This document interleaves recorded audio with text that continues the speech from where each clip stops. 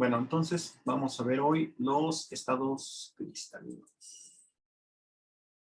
Los cristales. Bueno, habíamos visto previamente que el estado sólido de la materia puede presentarse en dos estados, el amorfo y el cristalino. En el estado cristalino, las estructuras están bastante ordenadas, las moléculas tienen un patrón y una distribución que se puede predecir matemáticamente. Y en el estado amorfo no. En el estado amorfo no hay un orden, ni ninguna precisión, ni ninguna unidad que se repita. Pero también existe algo que se llama estado nanocristalino o semicristalino. En el estado semicristalino sí se llegan a presentar estructuras cristalinas, pero dentro de inmersas en estructuras amorfas. Y esto también tiene ciertas propiedades que vamos a ver ahorita, bueno, en este mismo video. El estado cristalino es más abundante en los elementos y compuestos cuando estos se encuentran en estado puro, o por lo menos de alta pureza. Al decir alta pureza estamos hablando de más del 70% de su composición. De hecho, por ejemplo, si ustedes quieren conocer la estructura cristalina de una proteína, la mayoría de los protocolos requieren que tengas por lo menos la proteína en una concentración mínima del 70%. Y bueno, aunque también puede existir aunque también puede existir el estado cristalino cuando se encuentra contaminada una sustancia con otra que permita la formación de cristales. También esto es posible. Entonces, bueno, aquí nuevamente la representación del estado cristalino y del estado amorfo. Entonces, también puede haber un estado cristalino si se encuentran dos sustancias relativamente puras que permiten la formación de cristales mutuamente. No te adelantes. La palabra cristal viene de dos palabras homónimas del griego. Recuerden que homónimos son palabras que se escriben igual, pero pueden significar cosas diferentes, como radio. La palabra radio puede significar el elemento radioactivo, el elemento de la tabla periódica llamado radio, que también es radioactivo, o el radio con el que escuchas la radio, ¿cómo se llaman? Las radiodifusoras. O también puede ser el radio de transmisiones, o puede ser el radio de un círculo, o el hueso que se llama radio, etc. Entonces, la palabra krios en griego es palabra homónima, puede significar frío, y también derivó después en la palabra transparente. Entonces, por ejemplo, el cuarzo los griegos le llamaban crístalos, pero no haciendo referencia a frío, sino a su transparencia. De hecho, eso de críos, de ahí vienen algunas palabras como criopreservación o crióstato, que es aquel que congela. Y bueno, el cuarzo es tan transparente que hasta la luz ultravioleta permite pasar. El vidrio no deja pasar la luz ultravioleta, y el cuarzo sí. Esta propiedad de que deje pasar la luz ultravioleta es aprovechada precisamente en los laboratorios, porque las celdas para hacer determinaciones con luz ultravioleta, en un espectrofotómetro de luz ultravioleta, están hechas de cuarzo. Ya actualmente se han elaborado materiales plásticos que permiten el paso de la luz ultravioleta, pero antiguamente las celdas de cuarzo, pues aparte de que eran carísimas y frágiles,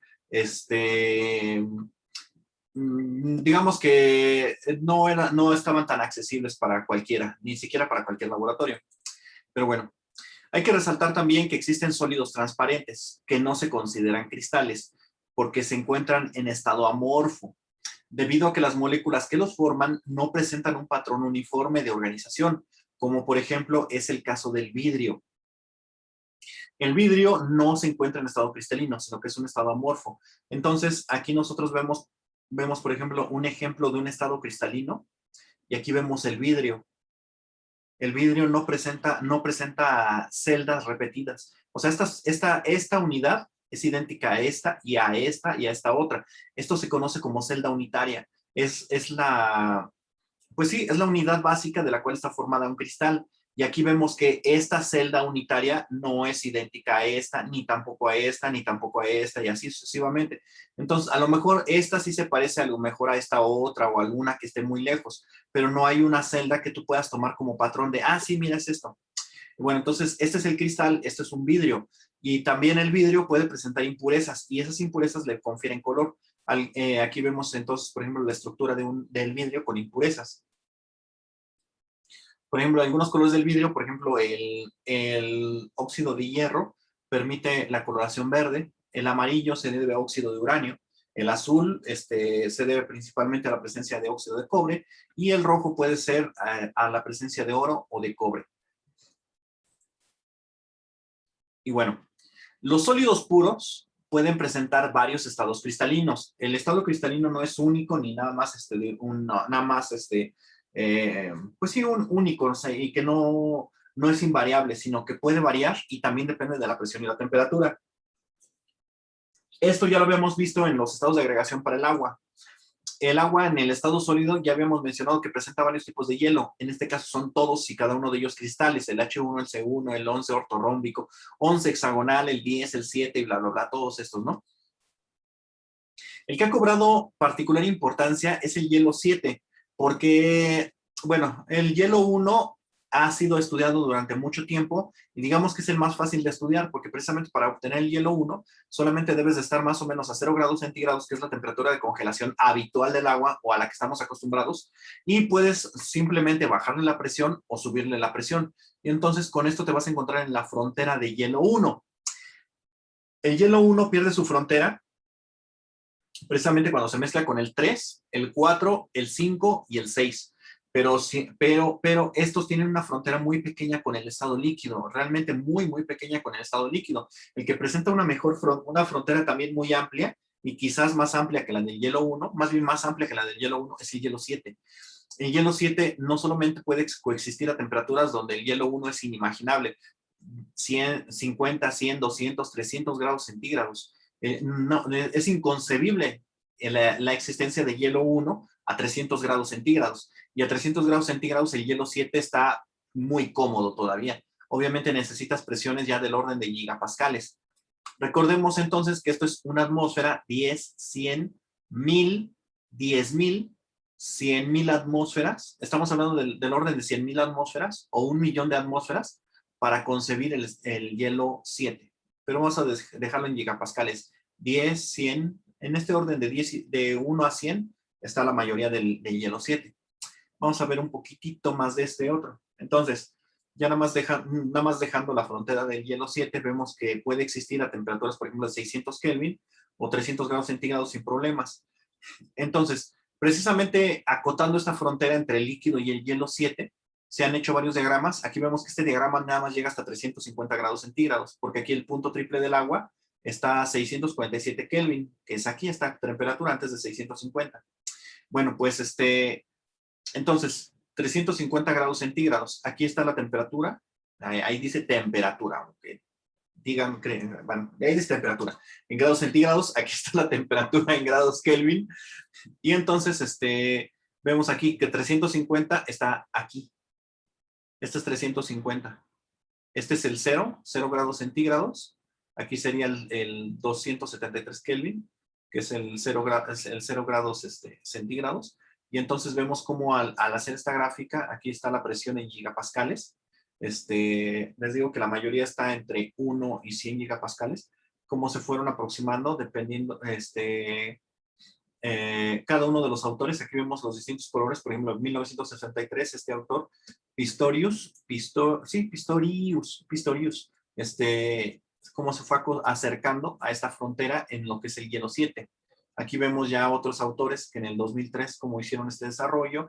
Lin en el 2004, cómo se fue acotando más hacia la frontera. Y bueno, aquí vemos precisamente cómo se ha estado observando a distintas temperaturas, como todavía a más de 800 grados centígrados tenemos la presencia de hielo 7. Aquí esta nada más llega hasta 350. Vemos que aquí a más de 800 todavía existe hielo 7. Entonces, bueno, para que lo tomen en consideración. Y vean que la forma, esta tiene aparentemente una concavidad hacia abajo y esta otra tiene aparentemente una concavidad hacia arriba. Esto de la concavidad depende mucho de la escala, cómo se encuentra. Ajá. En este caso, la escala de presión en gigapascales es lineal. La escala de presión es logarítmica. Ajá. Entonces vean cómo la concavidad depende mucho de la forma de la curva. Perdón, de la escala de los ejes. Pero bueno, ok, continuamos. En distintas formas cristalinas, el acomodo de las moléculas cambian en cada uno de los hielos. Este es el hielo 1, el hexagonal, el que estamos más acostumbrados. Este es el hielo 2, el 5, el 7 y el 9. y vean precisamente que todos los demás, a partir el 2 también se parece un poco en densidad al 1, no mucho, pero se parece. Pero ya todos los demás, los estados son mucho más compactos, las moléculas de agua están más cerca una de otras y esto hace que precisamente estos tengan unas densidades mucho más altas que las que estamos acostumbrados al hielo. Ajá, entonces el reacomodo de las moléculas puede jugar un papel más bien juega un papel muy importante en la estructura cristalina. Algunos estados cristalinos son de muy alto valor agregado, tal por ejemplo, no vale la pena tanto anunciarlo con fanfarres porque mucha gente lo conoce, pero por ejemplo en el caso del carbono, el estado cristalino más apreciado pues obviamente es el del diamante. Este estado no se nos había presentado, pero bueno, entonces, esa es la presión a gigapascales. Vamos a regresarnos acá para que vean. 100 kilopascales, 100 kilopascales es la presión atmosférica. Bueno, 101.3 kilopascales. Entonces, un gigapascal, 0.1, una centésima, milésima, 10 milésima de gigapascal. Ay, me estoy regresando. Entonces, décima, centésima, milésima. La 10 milésima de gigapascal es la presión atmosférica, por acá. No está en escala, la presión atmosférica. Pero vean que a presión atmosférica, de hecho, a 10 atmósferas, estos son 10 atmósferas, a 10 atmósferas, el carbono en su estado sólido, que adquiere la forma de grafito, pasa directamente a vapor, no conoce el estado líquido. El estado líquido va apareciendo aproximadamente 100 atmósferas, ahí está más o menos el punto triple. A 100 atmósferas ya empieza a aparecer el estado líquido. Y esta es la temperatura en miles de grados Kelvin. O sea, aquí serían 1000, 2000, 3000, 4000, así, ¿no? Entonces, si a esto nomás le restas 273, pues ya está en grados centígrados. Entonces, aproximadamente aquí son 4000 grados centígrados. Aquí han de ser, ¿cuánto les gusta? 4200, 4400 grados centígrados. Ya empieza el estado líquido a 100 atmósferas. Pero vemos que realmente la fase de diamante está a 10, 100, 1000, 10,000, 100,000. A las 100,000 atmósferas empieza el estado de diamante. Ya 1,000,000 de atmósferas, pues ya es fácil la producción de diamantes. Pues ya saben, 100,000 atmósferas a temperaturas bajitas, 1000 grados centígrados, podemos formar diamantes. Lo bello del diamante es que aguanta una descompresión desde aquí hasta la presión, hasta la presión atmosférica sin perder su estado cristalino. En el agua es prácticamente inconcebible esto.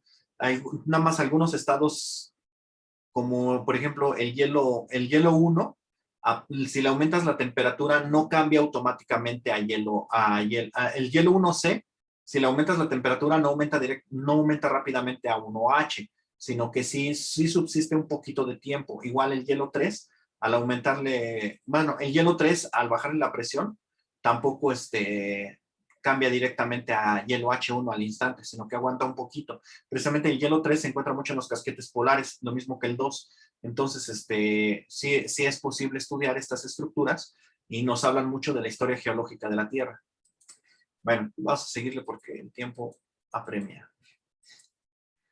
Importancia de los cristales. La investigación de los cristales se ha vuelto vital en la búsqueda de nuevos materiales. Esto lo vamos a ver también un poquito más adelante. Se ha estudiado en una determinada forma cristalina que puede servir para optimizar las propiedades de los medicamentos. Aquí vemos distintas formas cristalinas de la insulina.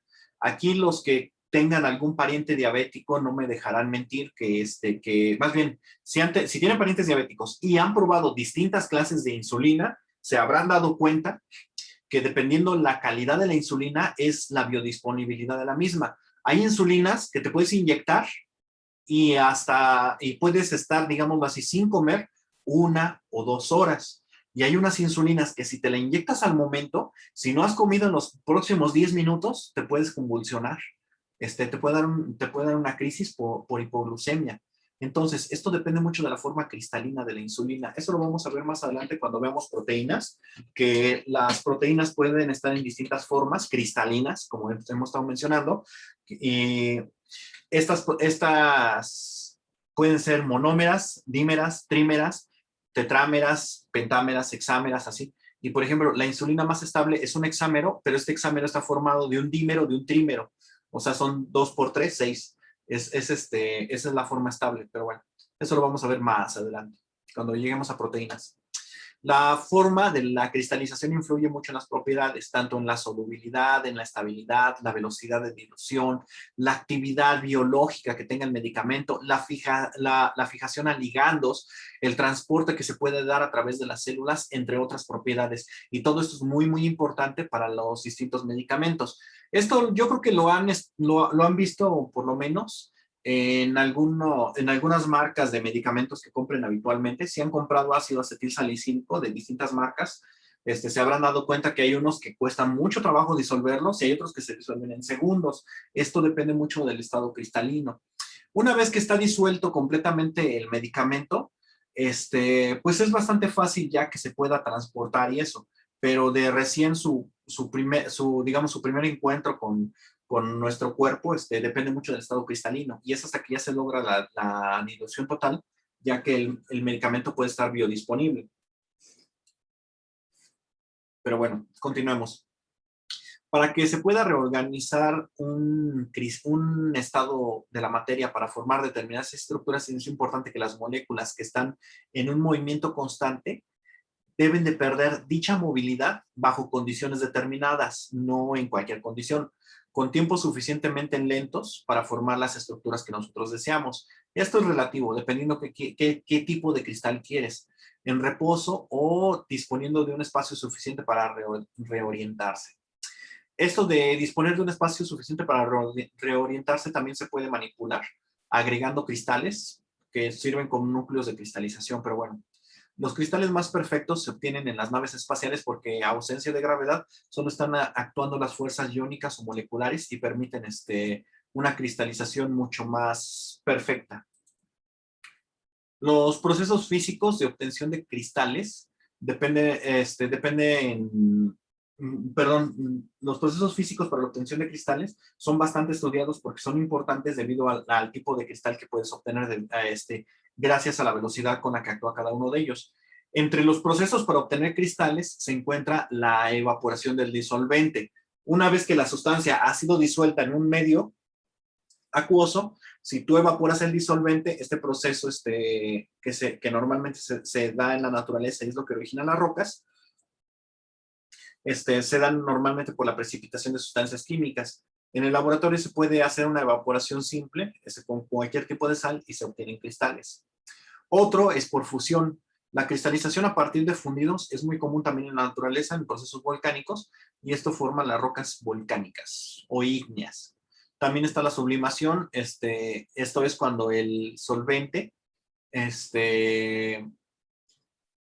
está por debajo del punto triple y el soluto, que va siendo el cristal que queremos formar, no es volátil. Entonces se puede hacer por sublimación. De hecho, el proceso de sublimación se utiliza industrialmente para lo que conocemos como liofilización, y la mayoría de las sustancias liofilizadas son de alta utilidad y alto valor agregado aquí en la sociedad moderna.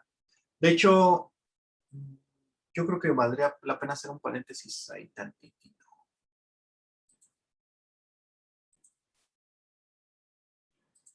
Entonces les digo que hay muchas sustancias que son liofilizadas y tienen aprovechamiento comercial, tales como algunos cereales, muchos medicamentos, lactobacilos, productos biológicos como la insulina, el factor de coagulación,